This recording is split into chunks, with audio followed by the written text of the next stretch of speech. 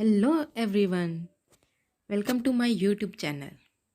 इस वीडियो में हम क्लास 9th की इंग्लिश की जो बुक है बिहाइव, उसका chapter number 8 reach for the top, उसके क्वेश्चन आंसर्स को डिस्कस करने वाले हैं।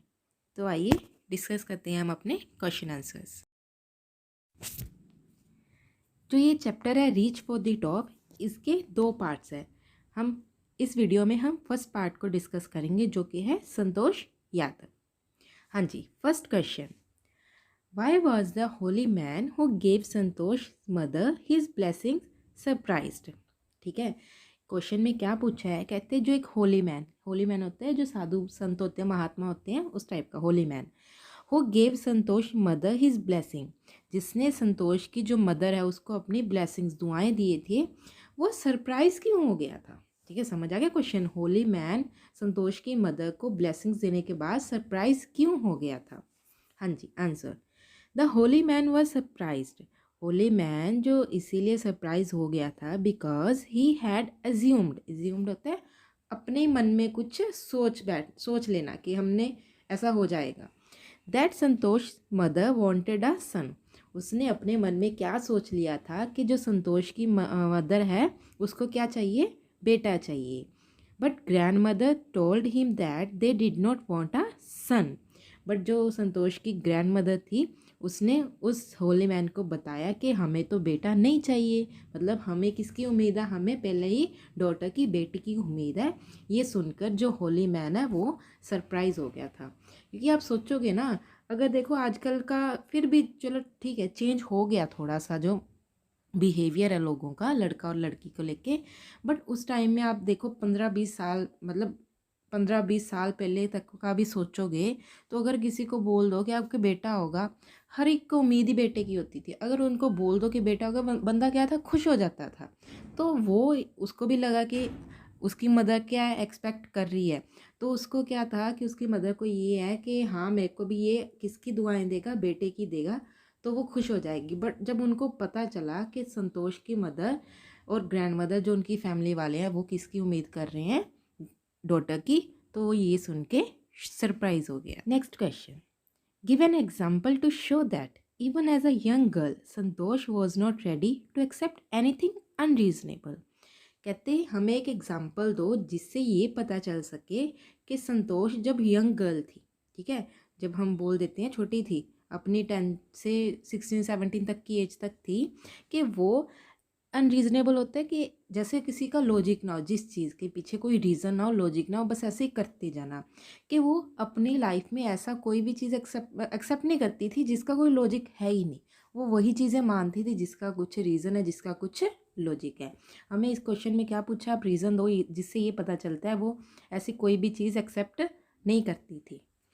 संतोष from the very beginning lived life on her on terms. कहते संतोष शुरू से ही, स्टार्टिंग से ही जो अपनी लाइफ है अपने टर्म्स पे जीती थी। मतलब ये नहीं है कि लोगों ने ये बोल दिया तो ये कर लिया, नहीं, उसका जो मन था, जो उसको पसंद था, उसी अकॉर्डिंग से अपनी लाइफ को स्पेंड करती थी। She was not content with the traditional way of life. Content होता है सेटिस्फाइड, ठीक है, कहते वो उस चीज़ से संतुष्ट नहीं थी। ट्रेडिशनल वे ऑफ लाइफ जैसे हमने बोल दिया कि हमारी पीढ़ियों से ही चलती आ रही है, ऐसा ऐसा करना है, तो उसको ये चीज़ें पसंद नहीं थी। And was not ready to accept anything unreasonable, उसको ये चीज़ें पसंद नहीं थी। आजकल हम भी देखो कुछ करने को बोल दे हमारे घर वाले, तो हम कभी कभी पूछते हैं ना, अपनी मम्मी को बोलते हैं ना, मम्मी इस चीज़ का रीज़न क्या है, हमें रीज़न बताओ, हम फिर ही करेंगे। उसी तरह से कहते संतोष को ऐसी कोई भी चीज़ करनी पसंद नहीं थी। Where other girls wore traditional Indian dresses Santosh prefer shorts.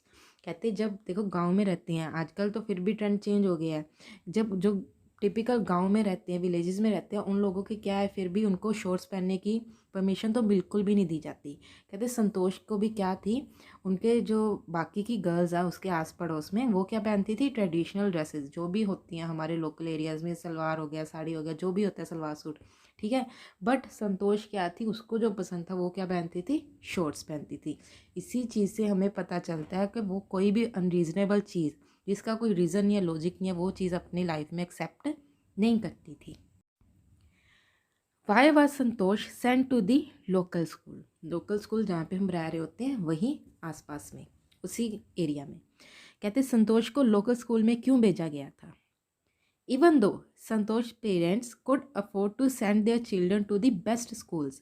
कहते संतोष के पेरेंट्स हाँ अच्छे बढ़िया स्कूल में अपने गांव के बाहर भेज सकते थे अपने बच्चों को पढ़ने के लिए।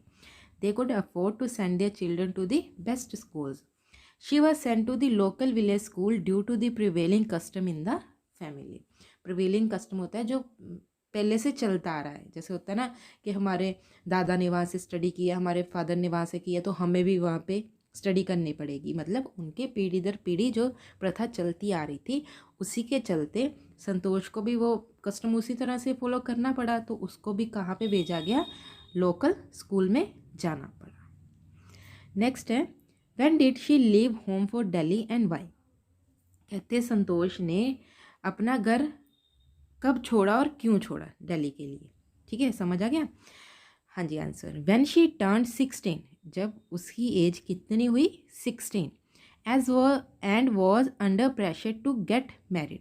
अब जैसे होता है कुछ जगहों पे अब भी होता है कि जब गर्ल्स क्या है 16 की एज की हो जाएं उनको लगता है शादी कर दो। ये तो हमारी स्टोरी फिर भी संतोष की है, लाइफ पहले की बताई गई है, ठीक है, एक्चुअल है ये। तो उसकी जब एज 16 हुई तो उसके घर वालों ने प्रेशर डाला कि उसको क्या है अब शादी की एज हो गई है। Santosh threatened her parents that she would never marry if she did not get a proper education. अब संतोष ने थ्रेटन होता डराना, अपने पेरेंट्स को डराया कि वो कभी शादी नहीं करेगी अगर उसको प्रॉपर एजुकेशन नहीं मिली। मतलब घर वालों को डरा दिया, वरना कुछ क्या होते हैं कि घर वालों से डर जाते हैं कि हमें नहीं करनी। उसका रीज़न भी अच्छा था, उसको लगा कि मुझे पहले एजुकेशन चाहिए, अपने पैरों पे खड़ा होना, जो मेरे ड्रीम्स है वो पूरे करने हैं, ठीक है, एजुकेशन पूरी लेनी है मुझे। तो उसने बोला कि मैं वरना कभी शादी नहीं करूँगी अगर मेरे को प्रॉपर मेरी एजुकेशन नहीं मिली। इसी वजह से देन शी लेफ्ट होम, इसी वजह से उसने क्या है घर को छोड़ दिया। Why did Santosh parents agree to pay for her schooling in Delhi.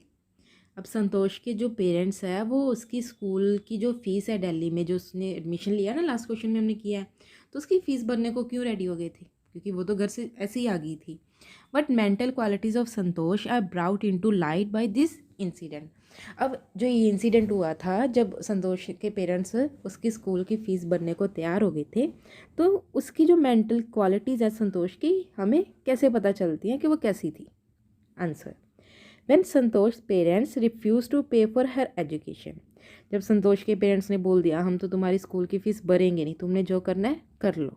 Refuse होता है मना करना। She politely informed them of her plans. अब उसने पोलाइटली होता है निम्रता से, उसने प्यार से बोला कि मेरे ये प्लान्स हैं, अगर आप मेरी फ़ीस नहीं भरोगे मत भरो, बट मैंने स्टडी तो करनी है अपनी। तो उसने क्या बताया? She politely informed them of her plans to earn money. अब उसने क्या बोला? ठीक है फ़ीस तो भरनी पड़ेगी, कैसे? आप नहीं भेज रहे तो ना भेजो। तो उसने बोला मैं खुद कमाऊँगी। अर्न मनी, कमाना कैसे? By working part time to pay for school fees. वो कहती ठीक है मैं पार्ट टाइम जॉब कर लेती हूँ, सुबह स्कूल जाऊँगी, शाम को आके कुछ ना कुछ काम कर लूँगी, ऐसे मेरे को जो पैसे मिलेंगे मैं अपनी स्कूल की फ़ीस भरती जाऊँगी। ये सुन उसने बोल दिया, कोई लड़ाई झगड़ा कुछ नहीं किया, पोलाइटली अपने पेरेंट्स को इन्फॉर्म कर दिया। Then her parents agree to pay for her schooling in Delhi. ये सुनते ही उसके पेरेंट्स मान गए कि चलो ठीक है। अब अच्छा थोड़ा ना लगता है पेरेंट्स का, बोलते हैं कि नहीं बच्चा मान नहीं रहे, उसने अपनी एजुकेशन लेनी है, तो वो चुपचाप से संतोष की इस बात को मान गए कि हम फीस तुम्हारी भर देंगे। This shows that Santosh was a mentally strong girl and was determined to work very hard to get herself properly educated. यहाँ से हमें पता चलता है कि जो संतोष है वो मेंटली मतलब दिमाग के होता है मेंटली स्ट्रॉन्ग होना, क्या जो करना है वो करके ही रहना है। And was determined to work very hard, और वो पक्की दृढ़, डिटर्मिन होता है एक इरादा कर लिया तो उसको पूरा करना ही करना है। To work very hard to get herself properly educated, कि उसने सोच लिया मुझे प्रॉपर एजुकेशन चाहिए तो चाहिए, इसके लिए उसको जो करना पड़े अपनी फ़ीस जैसे तैसे भरनी पड़े वो भरेगी। यहाँ से हमें पता चलता है कि संतोष क्या है, बहुत ज़्यादा मेंटली स्ट्रॉन्ग गर्ल थी। नेक्स्ट है how did Santosh begin to climb mountains. Santosh ने क्लाइंब होता है चढ़ना, माउंटेन पर्वत पे चढ़ना कैसे स्टार्ट किया। Answer, from her room in Kasturba hostel. वो कौन से रूम में रहती थी, कौन से हॉस्टल में रहती थी? कस्तूरबा। ठीक है, कहते हैं जब वो रूम में होती थी ना अपने, she watched people going up the Aravalli hills. वो वहाँ से खड़े होकर देखती थी कि सामने उसके हिल्स से अरावली हिल्स, वहाँ पे लोग जा रहे हैं। And vanishing after a while. Vanishing होता है डिसअपियर, थोड़ी देर बाद दिखना बंद हो जाना, गायब हो जाना। वो देखती थी पीपल जा तो रहे हैं, थोड़ी देर बाद गायब भी हो जाते हैं। On investigating she found nobody except a few mountaineers. तो उसको थोड़ी देर बाद इन्वेस्टिगेशन करना था, जांच पड़ताल करने के बाद वो देखती है कि वहाँ पे और कोई भी नहीं था। कौन था? सिर्फ सिवाय फ्यू माउंटेनियर्स। माउंटेनियर्स होते हैं मतलब ऐसे लोग, ऐसे लोगों का ग्रुप जो एक साथ किसी चीज़ की यात्रा कर रहे हैं। तो यहाँ पे किसकी करते हैं? वो माउंटेन्स की। ठीक है। And she asked if she could join them. और वो जो माउंटेनियर्स होते हैं उनको पूछती है कि क्या मैं तुम लोगों को ज्वाइन कर सकती हूँ। She asked if she could join them. They agreed. हाँ, वो मान जाते हैं कि हाँ ऑफकोर्स चलो। And later she accompanied them on their climbing expedition. Expedition होता है यात्रा। ठीक है, तो यात्रा किसकी? किसी पर्पस से करनी। अब यहाँ पे किसकी है? माउंटेन की। तो क्या है, उस ग्रुप के लोगों ने बोल दिया कि हाँ तुम चल सकती हो हमारे साथ। कहाँ पे? जो एक्सपीडिशन है हमारी माउंटेन्स की, वहाँ पे भी तुम चल सकती हो। This was how she began climbing mountains. इसी तरह से उसकी जो माउंटेन्स पे चढ़ने की है जर्नी बिगिन होगी। समझ आया? वहाँ से रूम में वो खड़े होकर देखती थी लोग कहाँ जा रहे हैं, चढ़ तो रहे हैं, कहाँ जा रहे हैं। तो वहाँ पे जाके पता चलता है कुछ माउंटेनियर्स होते हैं जो वहीं पे रहते हैं। तो वो उनको पूछती है कि मैं तुम्हें ज्वाइन कर सकती हूँ। वो कहते हैं कर लो ज्वाइन। तो फिर वो बोलते हैं हम माउंटेन्स पे चढ़ते हैं, क्या तुम चलोगी? तो वहाँ पे भी साथ चली जाती है। ऐसे उसकी करके उसकी यात्रा शुरू हो गई। What incidents during the Everest expedition show Santosh concern for her teammates? कहते हैं ऐसे कौन से इंसिडेंट से, ऐसे कौन से इंसिडेंट हुए कहाँ पे? Everest expedition. अब जो एवरेस्ट चढ़ना था उस एक्सपीडिशन, उस यात्रा के दौरान ऐसे कौन से इंसिडेंट हुए जहाँ से हमें पता चलता है कि संतोष को अपने जो साथी होते हैं ना, जा रहे हैं उनके साथ, उनके लिए भी उसको फिक्र रहती थी। During the Everest mission Santosh showed immense concern for her fellow climbers. कहते जब जा रहे थे ना एवरेस्ट का जो मिशन था, वहाँ पे उनको संतोष ने अपना बहुत सारी फिक्र शो की। कैसे? तो she was unsuccessful in saving the life of one of them. एक बार ऐसे क्या होता है कि वो अपने जो साथी होता है उसकी जान बचाने में अनसक्सेसफुल होती है, बचा नहीं पाती। She did manage to save another climber through artificial respiration. But एक बार वो क्या करती है, अपना जो साथी होता है उसको क्या है, आर्टिफिशियल रेस्पिरेशन। अब माउंटेन्स पे जाना है, ऑक्सीजन का लेवल कम हो जाता है। वैसे तो वो सिलेंडर लेके जाते हैं जो ऑक्सीजन वाले होते हैं, बट कई बार होता है, कहती है उसने क्या किया, कई बार ऑक्सीजन ख़त्म हो जाती है तो अपने साथ वाले साथी को क्या किया, आर्टिफिशियल रेस्पिरेशन दी। उसकी जान बचाने के लिए वो जो कुछ भी कर सकती थी उसने किया। इस सब से हमें पता चलता है उसको अपने जो फेलो मेट से उनकी उसको परवाह फिक्र रहती थी। But shows her concern for the environment. अब पहले तो पता चल गया कि फेलो मेट्स के साथ, अपने जो क्लाइंबर्स हैं उनके साथ कैसे वो रहती थी। अब पता चला इन्वायरमेंट के लिए वो उसको कैसी फिक्र थी, क्या कुछ करती थी। संतोष वॉज अ पैशनेट इन्वायरमेंटलिस्ट। कहते वो इन्वायरमेंटलिस्ट थी, मतलब इन्वायरमेंट के, अपने वातावरण की उसको फिक्र थी कि हाँ गंदा ना हो, ये गंदगी ना फैले। Her concern for the environment is evident, मतलब शो होता है। हमें कहाँ से सबूत मिलता है इसका? From the fact that she collected and brought down 500 kilograms of garbage from the Himalayas. हमें पता चलता है कि जब वो जा रहे थे ना ऊपर, तो उसने क्या किया, 500 किलोग्राम का जो कचरा है हिमालय से लेके आई नीचे तक। ठीक है, इकट्ठा किया ताकि वहाँ पे गंदगी ना फैले। यहाँ से पता चलता है कि वो एक क्या थी, इन्वायरमेंटलिस्ट थी। नेक्स्ट है, how does she describe her feelings at the Sumit of the Everest. कहते वो उसने कैसे सुमिट होते हैं, पीक, चोटी पे। ठीक है, जब वो एवरेस्ट पे थी उसने कैसे डिस्क्राइब किया कि वो वहाँ पे जाके कैसा फील कर रही थी। संतोष asserted that her feeling at the summit of the Everest was indescribable। कहती वो बता रही है कि जब मैं ऊपर खड़ी हुई थी ना एवरेस्ट की बिल्कुल चोटी पे, तो जो फीलिंग है ना अंदर से, देखो आप कुछ अटेन कर लो, आप कुछ अचीव कर लो तो क्या फीलिंग होगी, इनडिस्क्राइबेबल। कहते उसको ऐसा लग रहा था मैं इसको शब्दों में बयान कर ही नहीं सकती। इनडिस्क्राइबेबल मतलब जिनको शब्दों में डिस्क्राइब ना किया जा सके। Unfurling the Indian flag on the top of the world, जब वो झंडा लहरा रही थी ना, लहराने को क्या बोलते हैं, unfurling. The Indian flag on the top of the world was a spiritual moment for her and she felt proud as an Indian. कहते उसके लिए झंडा लहराना ऊपर खड़े होके एक स्पिरिचुअल मोमेंट थी, उसको लग रहा था मुझे सब कुछ अभी मिल गया है। And she felt proud as an Indian, और उसको अपने इंडियन होने पे प्राउड फील हो रहा था, ऐसी उसकी वहाँ पे जाके फीलिंग्स थी। नेक्स्ट है Santosh Yadav got into the record books both times she scaled Mount Everest. पता है ना, संतोष यादव 2 बार माउंट एवरेस्ट पे चढ़ चुकी है, उनका नाम है जो रिकॉर्ड बुक्स में दर्ज किया गया है।